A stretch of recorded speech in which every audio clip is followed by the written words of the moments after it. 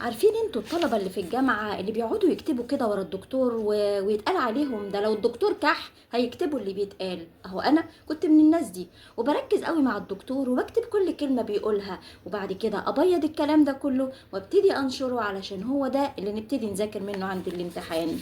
ويوم الامتحان حتى لو الكلام اللي احنا كاتبينه مختلف عن الكلام اللي في الكتاب، باخد الكلام اللي طلع من الدكتور. ليه؟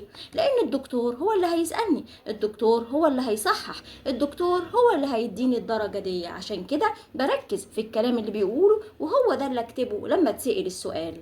طيب اذا كنا بنعمل كده مع الدكتور اللي هو بشر، فلله المثل الاعلى لما ربنا سبحانه وتعالى وسيدنا النبي صلى الله عليه وسلم يقولوا لنا على حاجة ان دي معناها كذا، يبقى من العقل لما اجي اجاوب في امتحاني اللي هو في الحياة الدنيا يبقى اجاوب الاجابة اللي ربنا سبحانه وتعالى قالها لنا، اللي رسولنا صلى الله عليه وسلم علمها لنا. لما يجي سيدنا النبي يسأل الصحابة سؤال ويقول لهم ما تعدون السرعة فيكم، يعني مين القوي فيكم؟ راح يردوا عليه ويقولوا له الذي لا يصرعه الرجال، اللي ما يقدرش عليه اي راجل.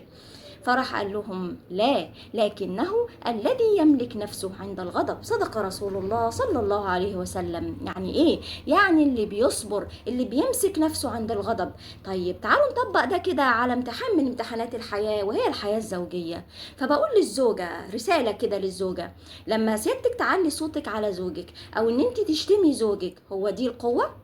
لا، القوة حضرتك هي في الطاعة، القوة حضرتك هي في ضعفك، القوة هي في صبرك، القوة هي في صمتك ساعة شدة الغضب من زوجك. طيب تعالي شوفي كمان حديث سيدنا النبي صلى الله عليه وسلم لما بيقول ايه: إذا صلت المرأة خمسها، 5 صلوات صبح ظهر عصر مغرب عشاء، طيب وايه تاني؟ وصامت شهرها، طيب وحفظت فرجها، حفظت فرجها يعني من الزنا، طيب وايه تاني؟ وأطاعت زوجها، ايه اللي هيحصل؟ قيل لها ادخلي الجنة من أي أبواب الجنة شئت. صدق رسول الله صلى الله عليه وسلم. يا ترى سيادتك مستغنية عن كل ده علشان الدنيا فهمتك أو المجتمع اللي حواليك فهمك إن القوة هي إن أنت تعلي صوتك، القوة إن أنت تبقي عاملة راسك براسه؟ لا حضرتك، ارجعي كده عشان تجاوبي الإجابة الصحيحة. القوة هي في صبرك، القوة هي في طاعتك. طيب تعالوا الجانب التاني بقى هو الزوج. هل القوة ان حضرتك تمد ايدك على زوجتك؟ ربنا معلمكش ان في خطوات قبل خطوة الضرب؟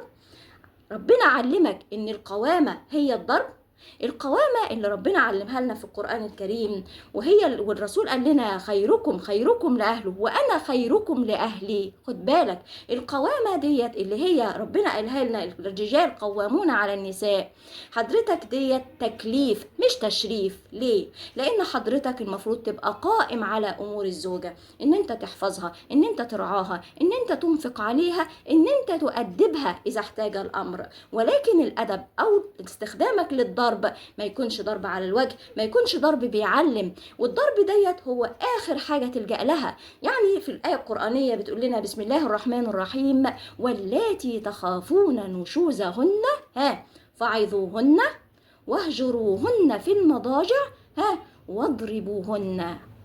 خد بالك الضرب ده آخر خطوة، والضرب ده ما يكونش ضرب مؤلم، ما يكونش ضرب مؤذي. أنا مش بنتقم، أنا مجرد عملية التأديب، لكن هي آخر خطوة. أعز الأول وأتكلم مرة واتنين وعشرة. أهجر في المضاجع يعني أنا أنام معاها، ولكن أهجرها في المضاجع، أضير بس وشي، ده كده نوع من أنواع التأديب. بعد كده الخطوة الأخيرة هي الضرب.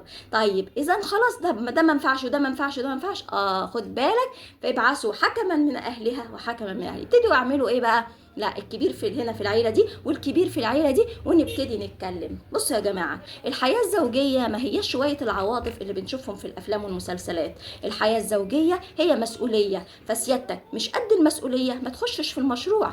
طيب دخلت في المشروع واتفاجئت باللي فيها، لا بعد اذنك بقى ذاكر كويس كده وابتدي درب نفسك واسال اهل الخبره علشان المركب تمشي كويس. طب ما عرفتش وحاولت مره واتنين وعشرة والمركب مش ماشيه، يبقى بعد كده اخر خطوة هي الطلاق. وكفايانا بقى ان احنا نبتدي اول خطوة الطلاق، وربنا يصلح احوال البيوت كلها. والسلام عليكم ورحمة الله وبركاته.